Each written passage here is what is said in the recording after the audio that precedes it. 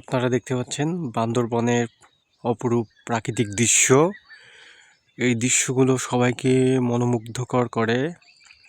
মানুষ দূর দূরান্ত থেকে চলে আসে এই দৃশ্যগুলো দেখার জন্য। কত সুন্দর দূরে এই যে পাহাড়ের উপর গাছগুলা দেখা যাচ্ছে, চারিদিকে সবুজ, সবুজের ছায়া, চারিদিকে সুন্দর দৃশ্য। অনেকে অনেক দূর থেকে এইসব দৃশ্যগুলো দেখতে আসে।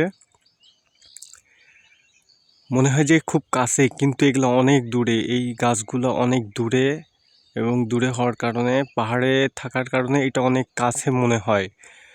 কত সুন্দর সুন্দর দৃশ্য।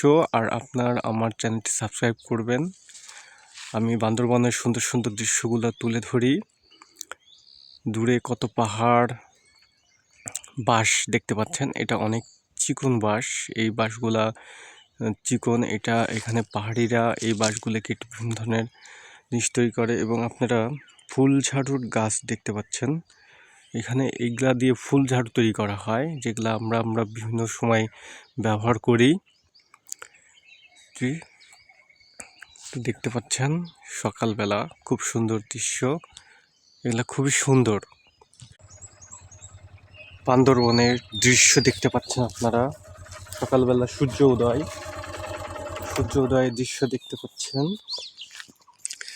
ওই যে দূরে পাহাড়গুলা দেখা যাচ্ছে, এটা হচ্ছে চিম্বুক পাহাড়, বাংলাদেশের সব থেকে প্রত্যন্ত পাহাড়। এই পাহাড়ের ভিতরে আদিবাসীরা বসবাস করে, এবং তারা এত দূরে দূরে বসবাস করে যে যেখান থেকে দেখা যায় যে বাজার বা লোকালয় 20 কিলোমিটার 30 কিলোমিটার দুর্গম পাহাড়েই তারা বসবাস করে। আমরা অনেক সময় দেখলে চিন্তা করি যে তারা এত দূরে থাকে, তারা কিভাবে বসবাস করে। তাদের জীবন দেখলে কিন্তু তারা খুব দেখলে মনে হচ্ছে তারা খুব সুখেই থাকে, কারণ আমাদের মতো এত যান্ত্রিকতা নেই, শহরে ভাব নাই। তারা তাদের মতো নিরিবিলি জীবনযাপন করে, এবং তারা সুন্দরভাবে বসবাস করতে থাকে। দেখতে পাচ্ছেন যে সূর্য উদিত হচ্ছে বান্দরবন সকালবেলা, দূরে পাহাড়গুলা দেখা যাচ্ছে। এটা বান্দরবনের প্রাকৃতিক দৃশ্যগুলো খুব সুন্দর। এটা হচ্ছে পাহাড়ি রাস্তা বান্দরবনে। আর দূরে কিছু গাছ দেখতে পাচ্ছেন, এগুলো হচ্ছে রাবার গাছ, এখান থেকে রাবার তৈরি হয়।